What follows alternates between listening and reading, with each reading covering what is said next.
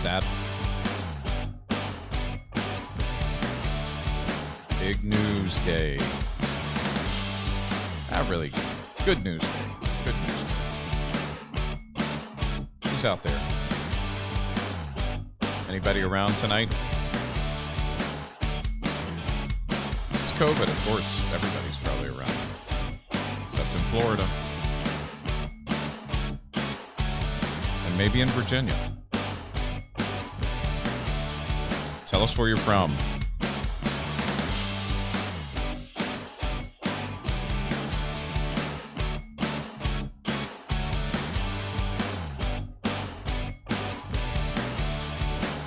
All right, now I know somebody's watching. Ah, there we go.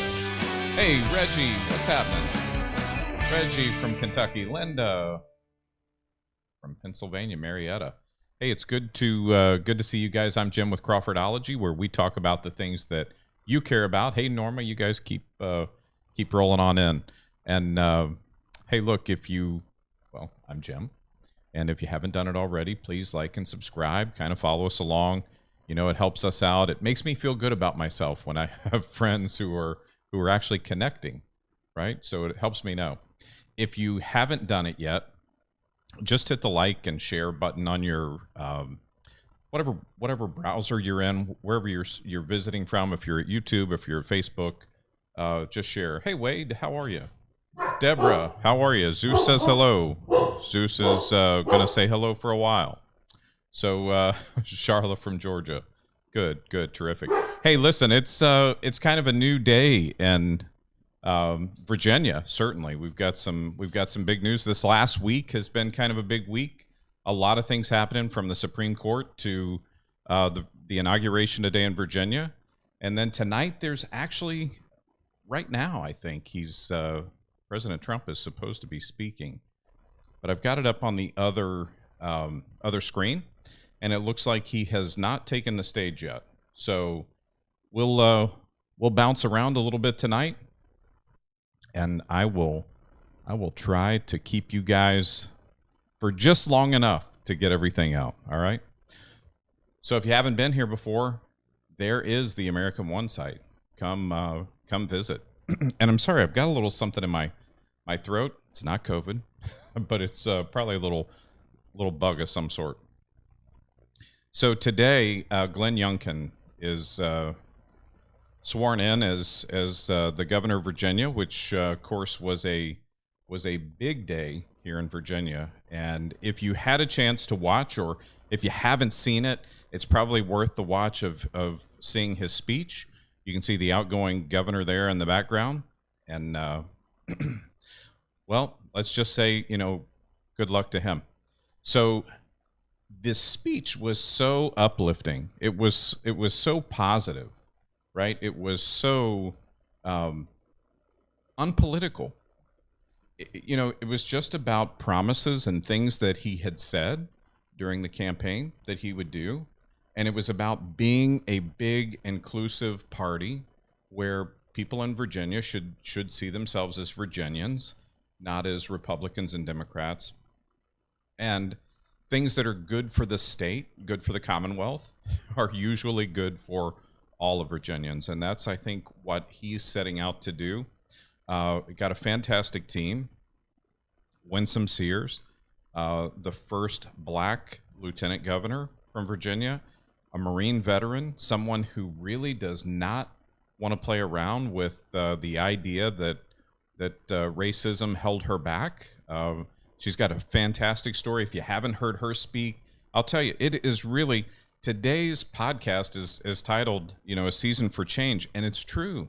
It's really time to move past these stories, past these ideas that, we can't accomplish and we can't do great things, because we know we can. We've sent people to the moon.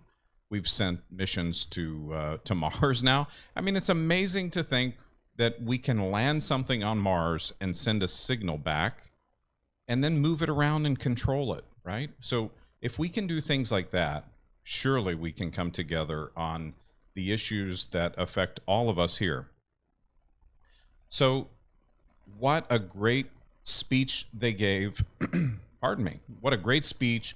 The speech was fantastic. The content was great. And, you know, so I talked about Winsome. We also have Jason Miyares as Attorney General. First Latino Attorney General. We've had a chance to meet two of the three, the governor and the Attorney General. Super folks, just very kind, very enthusiastic, and very positive. So super looking forward to seeing what they do. If you guys haven't seen that, haven't watched any of that, like I said, just take some time, go see it. It's worth it. Want to give you a couple of things that happened today. So this is, of course, the new website, and you can see at the Governor of Virginia.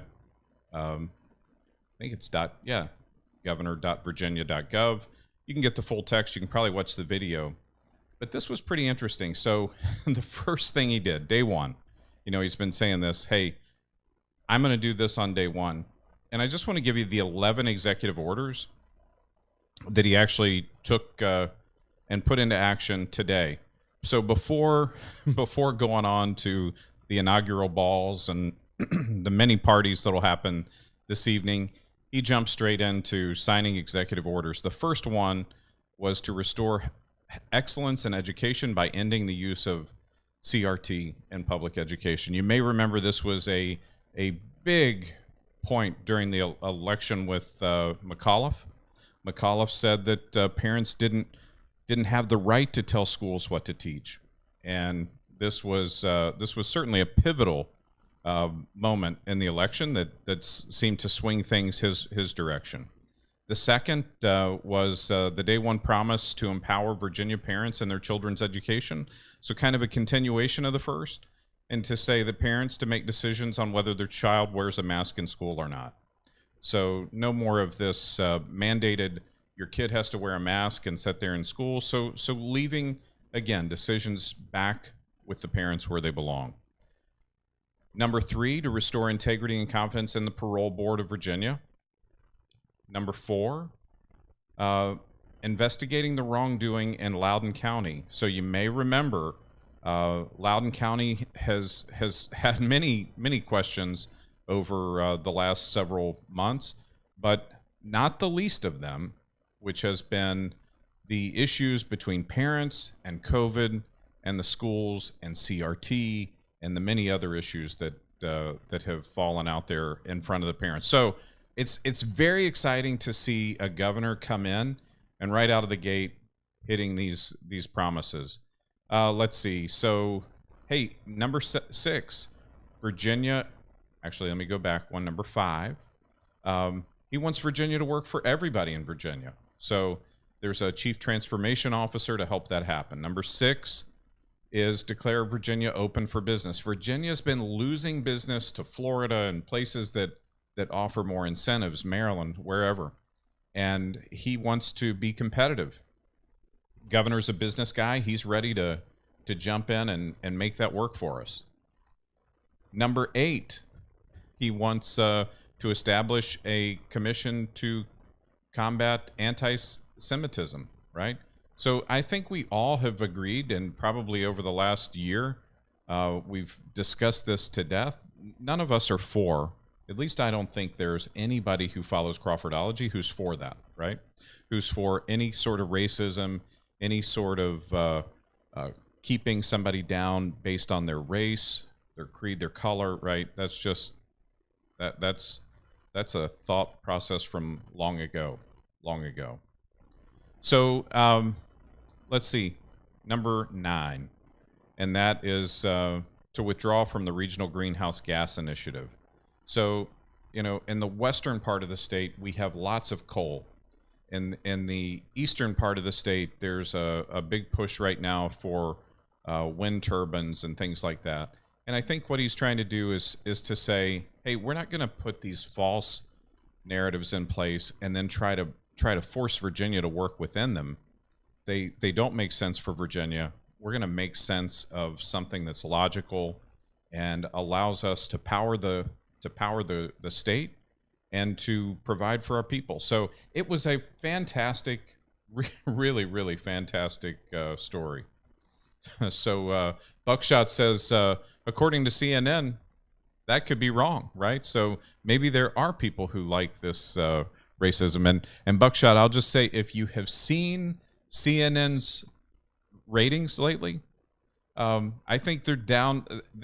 We may have more people watching this podcast right now than CNN has. So I don't want to throw stones too hard, but I will tell you that people are wising up to what's been pushed out by these very political, very one-sided media outlets. And I think there is a time for change. There's a real hope. Yeah, thanks. He says we do. We have more people than CNN right now.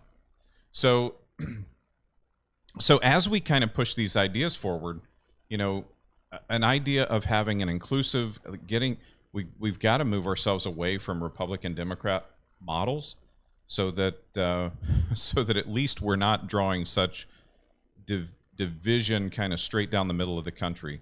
We've got to try to find those areas where, I'm not saying the parties are going away. I'm not saying that. But I'm saying we've got to find some ways that we can communicate with one another, that we can find common ground, and we can advance ideas. And we've got to find some things that we realize, hey, the government probably shouldn't be here.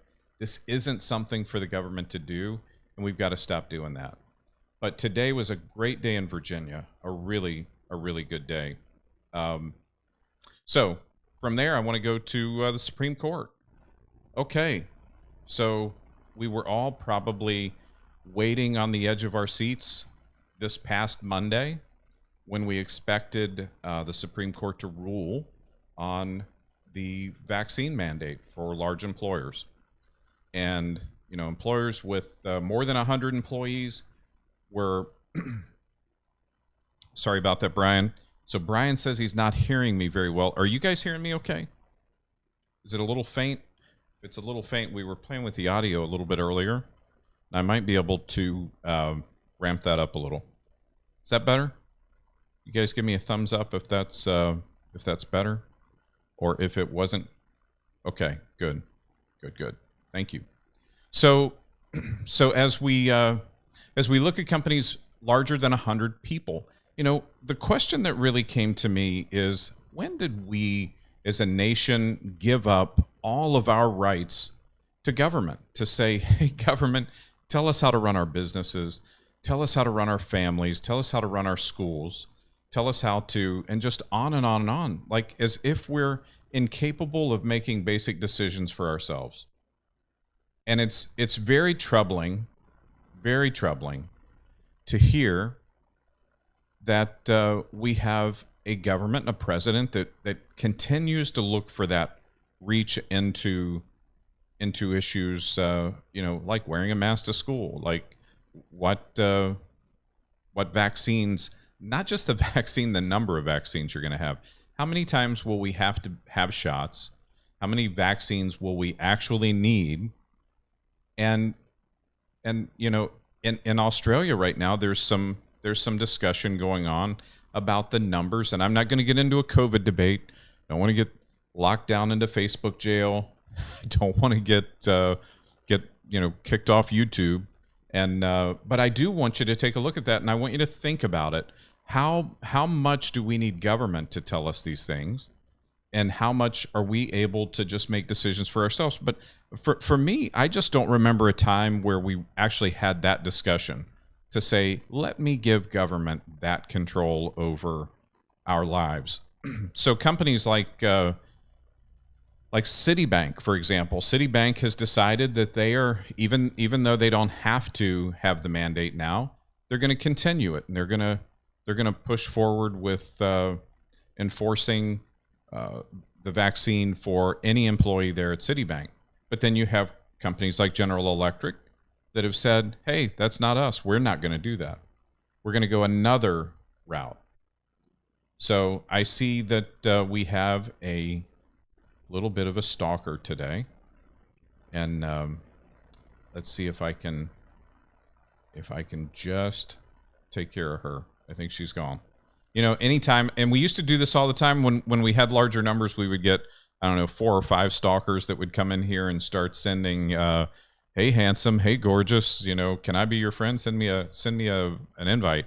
If you guys just kind of spell it out and give me the name, I'll find them pretty quickly and get them out of here so we don't have that disruption.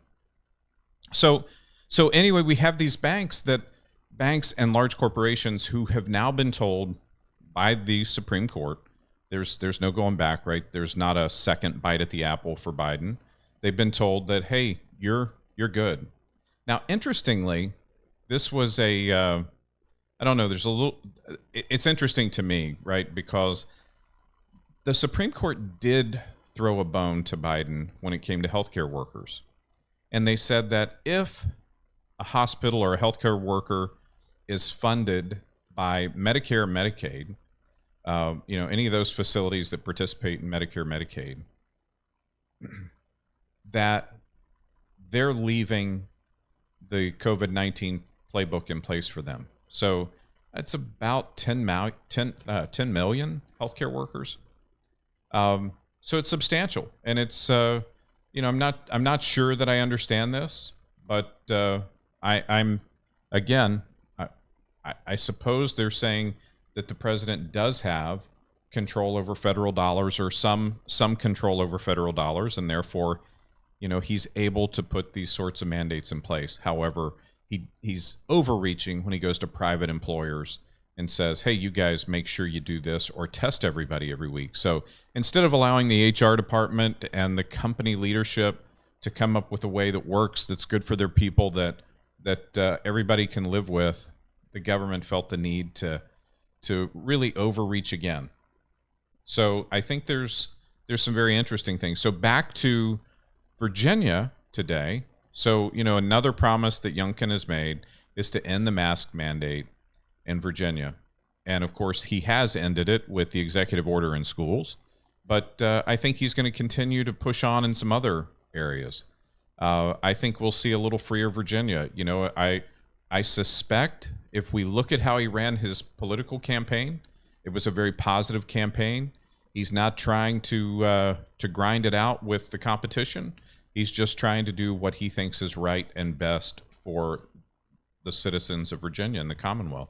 So start paying attention to Virginia, especially my friends from Kentucky and West Virginia and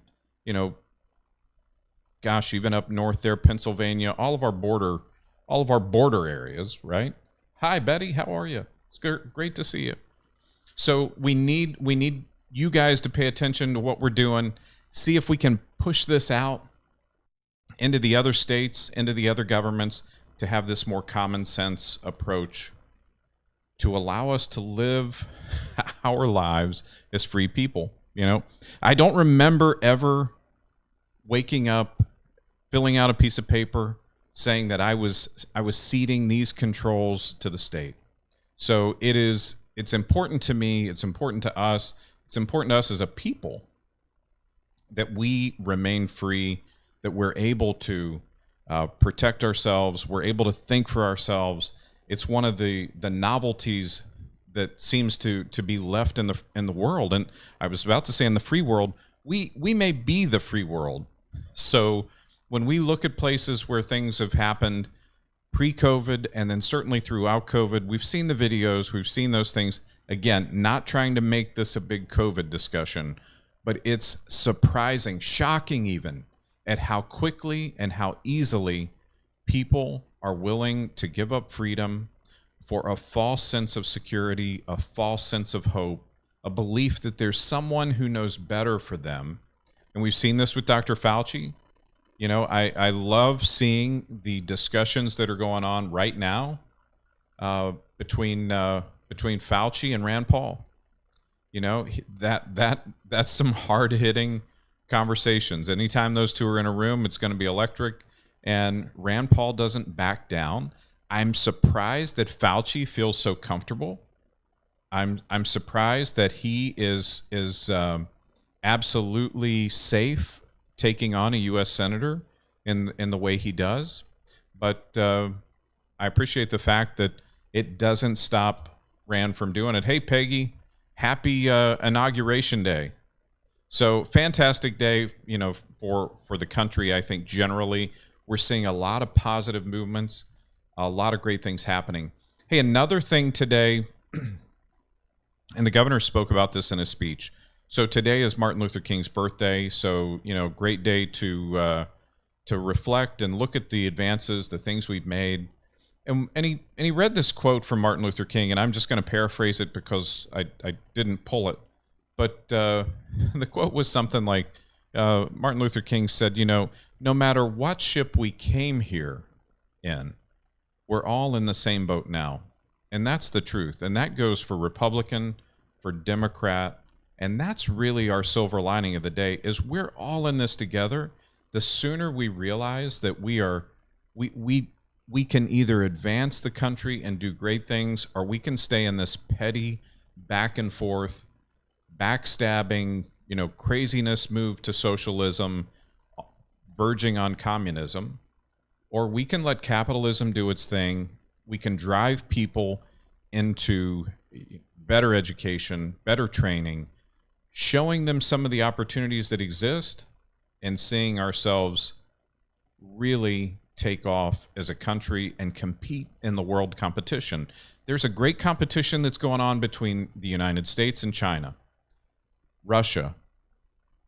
I'm going to leave it at those three. There are others, but let's say for us to remain dominant, we've got people who would love nothing more than for us to spend all of our waking hours arguing over the pettiest things, fighting over things that we can't resolve today, and we can't even begin to speak to the how it got there in reality. So, when we try to go back and correct the wrongs of the past, the best we can do is acknowledge those things and then take a step forward in a positive direction. There's no one here, there's no one listening to the sound of my voice who was part of any of this. At least I can't imagine it, right? So it's time for us to move forward together in a way that really helps uplift the people of not only Virginia, but the United States, and sets an example for the world. So I want to go for just a minute to, let's see. Let me check and see if the president's over there talking. All right, he is going to talk. So I'm going to give us a few seconds of this. This is over on Getter. Lives and future back. We have to do it. We have to be strong. We have to be strong. It's time for the radical Democrats to leave our families alone, leave our elderly alone, leave our children alone with their strong immune system. Leave those beautiful children with that powerful immune system. They have a good one. Barron had COVID, and by the time we checked him the second time, it was gone. It's called they have a strong system. And to be doing what we're doing with the kids, leave our businesses alone. Leave all of us the hell alone. Tell Joe Biden the Americans' health choices are none of his business. We can make our own choices. And it hasn't so we're worked. rebroadcasting here from RSBN, just to give them credit. Take a look at other states, what a disaster. California has been a total catastrophe. And they were locked down. They were locked down as close as you could be. By the way, how did Cuomo do as governor? Really wonderful job, right? What a wonderful job he did. That guy, I'd watch him every day on television and say, he's saying the wrong stuff. But it's a shame what happened to some of our great places. But I'm proud that I was the anti-mandate president, and we have great successes in Texas and Florida, and frankly, in almost all Republican states. Throughout the pandemic, I fiercely resisted mandates of any kind, and always will. We have to. They've proven. Make sure you like and share. If you really believed in them at the beginning, and I guess if you're on Facebook, throw up a watch party. That you would say, get this message out. We're not doing it anymore. My administration invested heavily in all of the above strategies, including therapeutics. We have therapeutics that are so powerful and so good. Some people could call them cures. The fake news will go crazy when you say that. They don't like hearing that, but they are fantastic. The antibodies and antibody testing, And the testing is such a disaster. Remember they'd say, where's the test? We did an incredible job in testing, and we were really there as in an infancy. Nobody knew anything about it. We figured it out. There's no testing. There's no anything. You can't get anything, and the testing has been a disaster. They said now, can you imagine if you own a testing company and you go up, they said, no, I want $150 a test. And the government, number one, they'll just say whatever you want. They just won't do anything to get the test. These guys are making a fortune. Can you imagine? I want $1,000 a test. And Biden's people say, okay, you've got it. Please get it out fast. We're getting our asses kicked here. We gave Joe Biden every tool he could want, yet he still completely failed. The virus evolved, and his strategy failed to evolve, and it just didn't evolve with the virus. He's incapable of keeping up. They're incapable. They're incompetent, actually, aren't they, when you think about it? We're not. So, folks, I'm gonna take us away from Florence, Arizona. I get in trouble when I put these up and I run them. Listen, if you want to see this, go to Getter, the GETTR.com. Sign up. When you do, come find us on Crawfordology there. Make sure you see us at American One. We're going to work on, there's a whole bunch of surprises going on right now. I'll tell you, I've been working extra hard. We have a whole new studio coming together, and it's really going to be great. There's going to be a whole lot for you to see. So it's nothing but silver linings tonight, right? A season for change, and it's coming. It's coming, and you can sense it with the people, with the energy that you hear and see on the street, you know, and that's always the way it is. The negative gives way to the good.